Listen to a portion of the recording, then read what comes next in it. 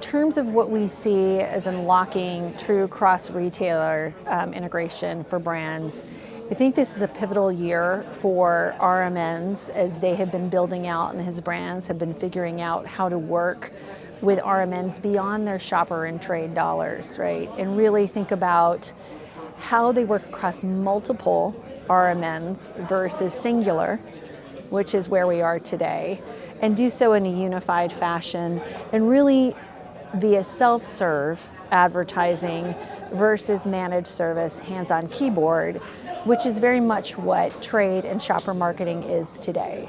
And so that is where Criteo has been fully focused on helping take RMNs in particular to a self-serve platform, unified platform, allowing brands and agencies to work across multiple retailers versus retailer by retailer. That's what's going to unlock the budgets. That's what's going to help brands really get empowered to execute.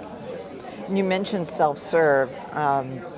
It seems that Criteo is doing a lot of that this year, moving into it. How do you keep efficiency high without losing strong retailer relationships? I think retailer relationships are the primary for brands. They certainly want to make sure that they are building relationships, especially with their top tier brands that are driving the lion's share of their growth. But that said, even within those retailers where they are spending the dollars, they want it to be easy and efficient. They don't have time to get into the details. They want to make sure that it's very transparent, that there's optimization that is easy and capable across the entire ecosystem of what they're spending. There's also a whole host of brands that want to spend with retailers that maybe the retailers are not as focused on. And so I think that there is a world where, and again, that's what we're focused on for our platform, where you can do both. It doesn't have to be one or the other. It doesn't have to be give your money and let's see what happens. It can be more so, how can we execute, which is going to take time for the retailers to evolve with the data and how they leverage their data, with self-serve capabilities and tools in terms of how brands and agency partners can access, and just in terms of overall competency. There's a lot in terms of media that I think we're seeing a lot of change happening both within retailer organizations, but also too within brand organizations, where you're seeing an upper echelon of more media buyers, savvy media buyers coming in to buy. And even retailers that are building out their own APIs to work brands to work with retail partners. So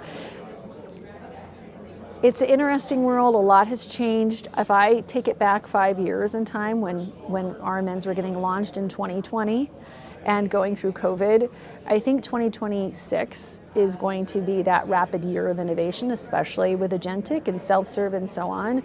And that's where I think we're going to see organizations change. We're going to see capabilities change. We're going to see self-serve change, and we're going to see less fragmentation.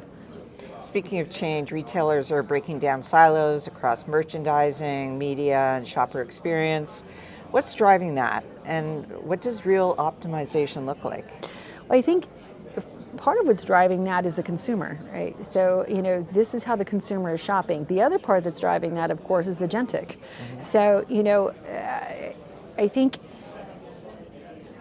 when you think about, again, where data sits and where the customer experience sits, it has sat in these, and it still does, it sits within fulfillment. It sits within merchandising, it sits within the UI teams, and it sits within retail media. And when a customer goes to a site, or a customer is going to, whether it's that retailer side into another site or through social, they don't understand those dynamics. And I think part of what we are working on with retailers is more of a holistic page optimization, where you've got to have merchandising, retail media, and the UI teams come together to think about fluidity. It shouldn't be a trade-off. It shouldn't be, I'm going to spend here for retail media, but it's at the expense of my merchandising efforts. Retailers should be able to make that fluidity in their change in terms of how they execute and how they really leverage their site and their data, where it's it's not apparent to the customer. The customer, in fact, if anything, should see more personalization and that the retailer truly understands them. And so if it's done right and done well, and if these teams are coming together, I think that's what's going to take retailers from one level to the next with their customer trust, which is important for everybody. And shopping is really shifting from keyword search to conversational prompts. How should retailers evolve that experience, the retail experience? Well, I think exactly that, in that as we think about media buying, we have to make that shift of, it has been, did I buy the right keywords, and did that perform for me, and what was the ROI for that? We're moving to the world very quickly where it's a conversational type of buy, and it's, are you getting served up the right way so that you're discoverable within an agent? And that is, not only is that going to be different in terms of the media buy and how your buyers are trained, but also to how are you measuring that? What does that look like in the new world? What does great performance really look like?